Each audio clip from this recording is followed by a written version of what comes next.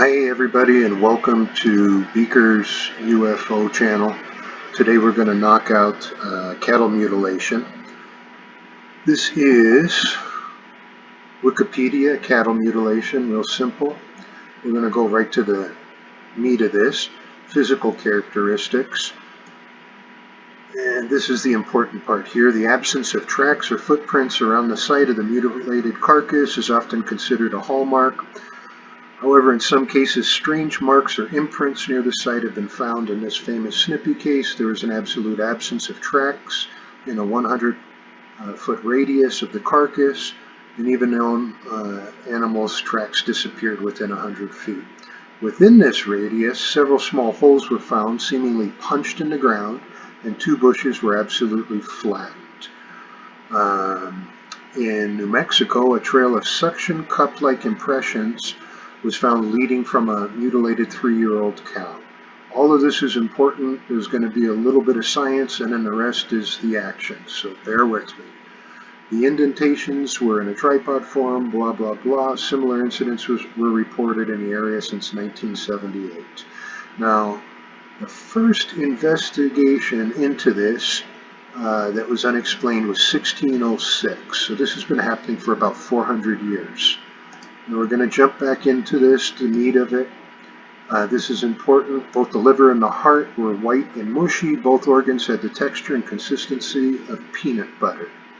So, we got an octopus with suction cups that's liquefying the insides, and I believe it's flying. Now, why do I think it's flying? Well, there's never any tracks, and it's really simple.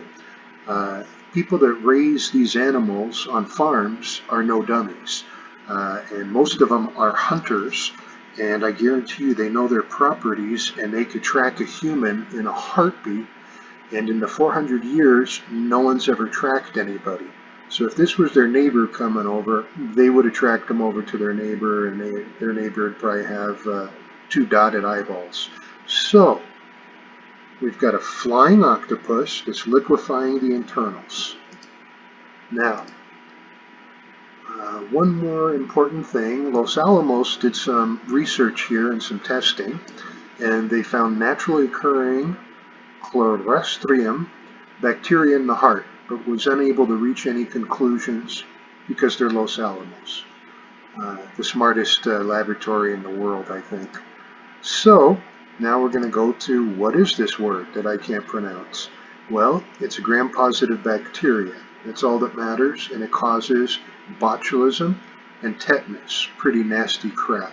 So, in this article, we found out that necrotic enterus is something that's important. What does that mean? It means fatal infectious diseases marked especially by intestinal inflammation and necrosis by diarrhea. Nasty, ugly stuff. So what is necrosis? Let's find out.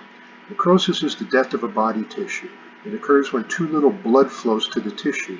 This can be from injury, radiation, or chemicals. It cannot be reversed. So, now we're going to get in, start speeding up here.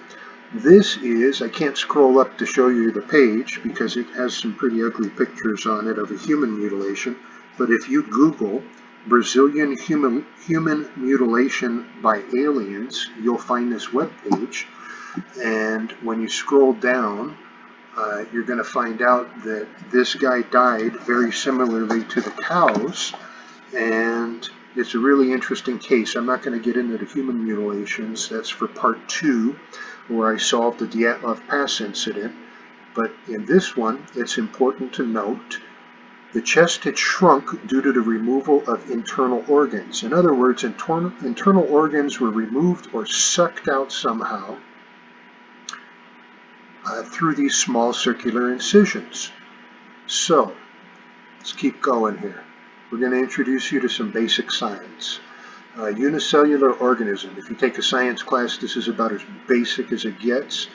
A single-celled organism is an organism that consists of a single cell. Basically, in layman's terms, it's a stupid organism that's got the memory of a calculator. It does very basic moves, and we're going to go to a little quickie science lesson here. One of those single cell creatures happens to be an amoeba, and they're crafty shape-shifting engineers. Now it's real important here, I'm going to start tying stuff together. They can change form, build shells, punch holes in prey. Now remember, in the Wikipedia definition of cattle mutilations, they found holes punched in the ground. Okay, and these guys form their own food. This is the amoeba here, and he's feeding off this guy. Show you a quickie video. I know this is boring. Here's another sample of one. You can tell they don't always look the same. Here's a guy feeding. Pretty neat stuff. If you're looking under a microscope at this, by the way, this is microscopic. The largest one is a giant amoeba, and it's barely seeable with the naked eye. This guy I want you to keep in the back of your head. I can't pronounce this, but this picture is worth a million words. This is one of those single cell little microscopic creatures, and that's what it looks like. Now, this is Uterina. Today it might be called a flash mob on YouTube, and all I want you to notice is how these guys move. And these are some slower moving ones, but you can see here that they're single cell organisms, about as boring as it gets. Now I'm going to freeze this, and later on at the end of this I'm going to show you some pictures. And this, if you picture this as an overhead and you were farther away, what you would see is circles, and then these squiggly shapes. Circle, squiggly shape, circle, circle, squiggly shape, squiggly shape. We're going to go back to that as long as this video holds, and just important to make a mental note. Now this is an amoeba eating. I know, very boring. This is called a pseudopod. What these are, in layman's terms, it's called false feet. This is how he captures his prey. He surrounds them, and then he's going to take this guy inside of him. And what amoebas love is bacteria. Good stuff. Now, this is Linda Moulton Howe Investigations. She probably is the pioneering researcher, is an understatement, of cattle mutilations. Highly recommend her site, Earth Files. Nobody's done more research than her. I went to her page and stole this because this shows something very important. This is the blood. This is a normal cell. This is cooked by high heat, and this was actually taken from a mutilated cow. So what do we got so far? Flying octopus that's liquefying internals, that uses high heat. When I go through my spectrum of animals, I don't come up with anything. Now, I'm going to do an experiment. I don't suggest you do this. I only suggest you watch this video. And what this is you take a grape, you cut it in half, you place it on a dish, and you jam it in your microwave. And what you're going to do is you're going to notice it first starts to shake. It's absorbing the radiation, and it's going to create plasma. I highly recommend you don't do this to your microwave. Your mom will beat you senseless, or you'll burn the house down. So I do not recommend this. But what's happening is radiation's coming out, and now we've created plasma. Cool stuff, huh? Why did I show you this? This is important. What if there was a flying octopus that could liquefy internals that was able to generate this type of power? Now we're going to go to, this is a plasma physics complexity science group. Now remember, in our last experiment we created plasma off the grapes.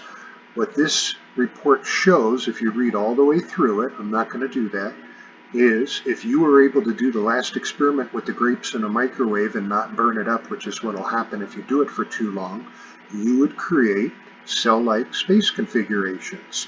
In other words, you would create simple life, and they start to communicate with each other as far as not bumping into each other, and they show basic, stupid intelligence, if that makes weird sense. So, I'm hoping you guys can see this up here so you guys can find this, but if not, you can search for the header here. Next, we're going to go to my favorite scientist in the world. If you're into UFOs and you don't know who this guy is, you need to look him up. I'm going to call him Mr. Joseph, PhD in Mensa. He's a full spectrum Mensa. You can look at his work. Anytime you talk about stuff like this, UFOs or anything that the government calls crazy, what happens is they take away the good guy who's still in the truth's funding, and they give it to somebody who's lying about him. Now, if you search for this lawsuit, you'll find a bunch of people talked a lot of noise about him, and it's just the campaign to make this guy look silly. There's no way in God's green earth you can make this guy look silly. He has done so many books on neuroscience and cosmology and other things. It's incredible. Mr. Joseph, PhD in Mensa, I tip my hat off to you. All I'm trying to prove on this page is that he formed a lawsuit, and he's proven all kinds of bacteria and fungi, and if you go through, this is a great picture. A multi-tentacled Martian specimen identified by geologists as likely being alive. Remember, we're looking for a flying octopus that liquefies internals, that has a defense mechanism or eating mechanism that's based on plasma. And this dude is just kicking back in the rocks, and they were right. This guy is alive. So, we're going to go back to Mr. Joseph, PhD in Mensa. If you want to look at his websites, I highly recommend them. It's cosmology.com and brainmind.com.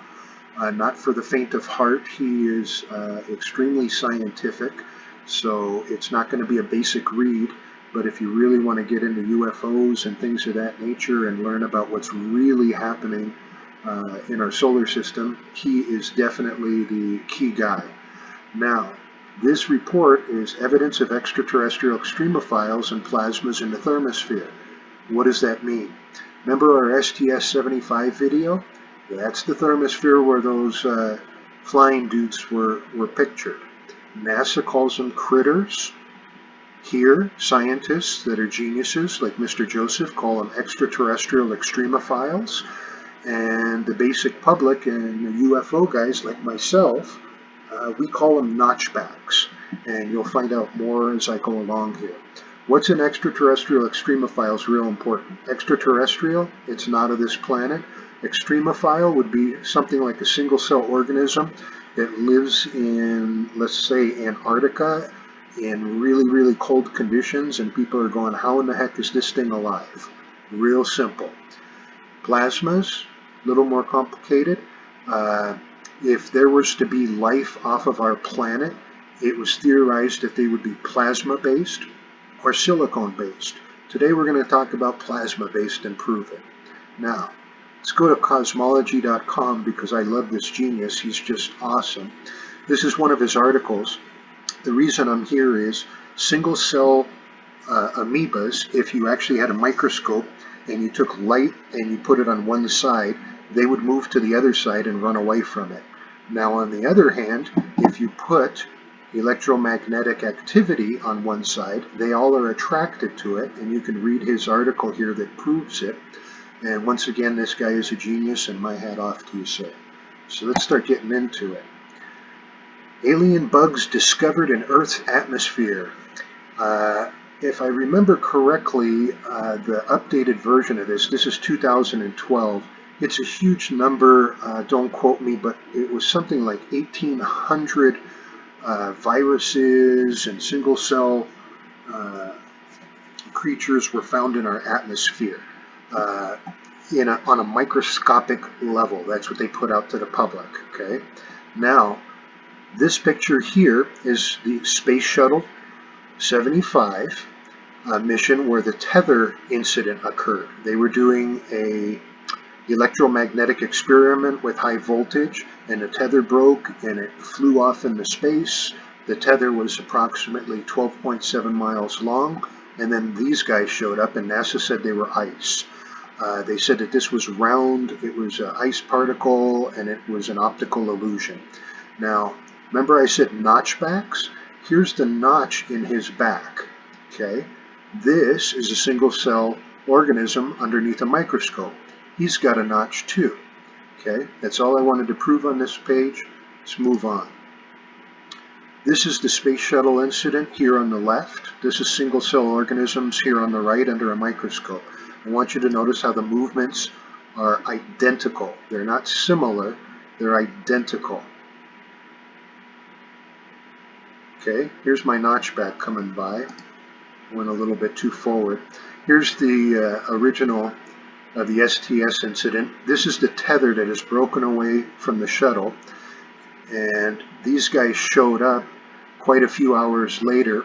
The entire NASA communications room is looking at this, and everyone's kind of pretending like nothing's going on, and NASA claims that this is ice particles. Ice particles have refractions. They do not look all the same as you can see on this video, and you can do your research and look at this video in length. There's a 15-minute video of this. As a matter of fact, you can look at all 14 days of that particular incident and see how NASA's doing the pretending there's nothing on the window. Anyway, you can see our notchbacks flying by here, and once again we call them a notchback because of that little notch in them. If you actually watch an entire 15-minute video and take a close look and take pictures, you'll notice the pseudopods show up every now and then from these dudes, and they're going to show up on this side. Now, what are the pseudopods? Those are the false feet. Why are they popping out of this guy? Well, he's got to steer in space. Come on now. So, biological UFOs, could they be real? Well, I'm not talking about a UFO here, guys. Sorry, that's another topic, and I do believe in them. I believe in metallic UFOs, but what we're talking about right now is really huge flying octopus liquefying internals using plasma as their weapon, and they're extraterrestrial extremophiles. This article is educating humanity, and it shows the space shuttle incident again, but this is even better. This shows those guys entering into the 5 layers through our atmosphere. You can watch the video in its entirety. It shows the comparison here, but the most interesting is when they blast through the atmosphere. There's tons and tons, as if they are pre-adapted to these conditions, as if through natural videos of this, and it literally shows a little explosion as they come into our atmosphere and go through the 5 layers. Now here it's really important. Over a dozen published experiments have proved microbes can survive in outer space. Now, we're going to go to this video. This is Scott C. Waring. I don't know of anybody that posts more videos and information than he does. Scott, you're amazing. I'm stealing some of your stuff here. Hopefully you can steal mine. I'm more than happy that you do.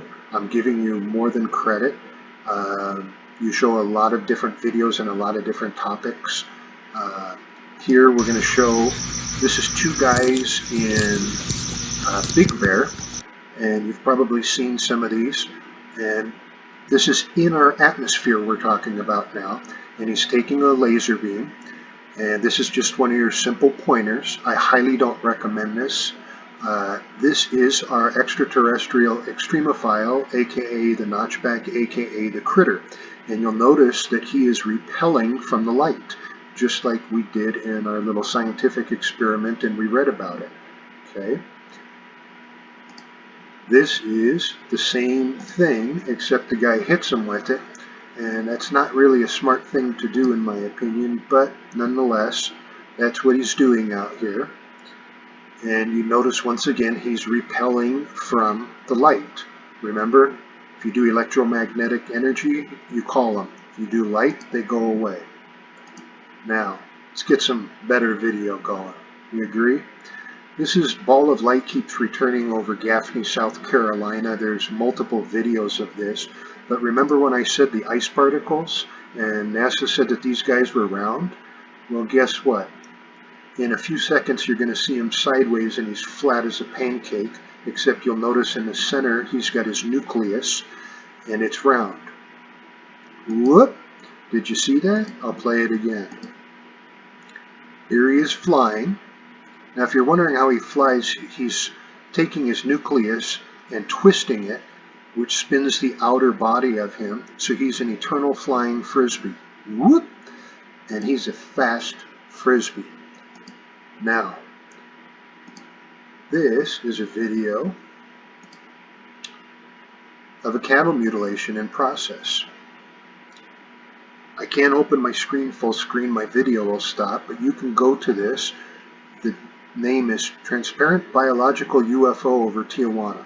This is an extraterrestrial extremophobe eating. You heard that right. I said eating. He's sideways and he's firing off his plasma weapon, and it's coming out of those two pseudopods, the false feet. So this is actually not a UFO. This is an unintelligent creature. That's why NASA hasn't disclosed this. Remember, they're looking for intelligent life, so they don't count this. You can go to this video and see for yourself. It's a wonderful video, and I'll show you some pictures here if this video doesn't die on me. Now, how do you see these guys? Well, if you want to see UFOs and you want to see extraterrestrial extremophiles, you really need to learn about some things. And if you want to see them during the day, you need to modify a camera so that you can have your IR on during the daytime. Most cameras won't allow you to do this. The Sony FT828 is a wonderful camera, and this shows you the magnet hack that allows you to do that. That in conjunction with an 18A UV filter gives you clear footage. That's why a lot of these pictures that are really blocky and look like crap and you can't tell a darn thing about them, well, if you want to get real about UFOs and life in outer space, this is what you need to learn about. Really important. Now, remember, as I backtrack, I said that we were calling these guys due to electromagnetic energy. In other words, France is having an outbreak of these guys where 100 and 200 cattle are being killed at one time. Well, you should go and check out iter.org. What is it? It's the most ambitious energy project in the world. You can read all about it. It's a new nuclear fusion process, and unfortunately one of the side effects is it creates large amounts of electromagnetic energy. Remember our STS video where we were attracting them and they all came to go check the tether out? Well, they're not checking the tether out, they're checking out the energy that's on the end of it in the box. And if you look at the full video, you'll understand completely. This place is in France, what do you know? And they're having a bunch of cattle mutilations. Also underneath France, at least part of it, is a Hadron Collider. You can look that up as well. So every time we do electromagnetic experiments or experiments that cause that, we're going to call these guys and they're going to come and they're going to do their eating. And I'm claiming that not only do they kill cattle, they kill humans as well. Now, why are they killing the cattle?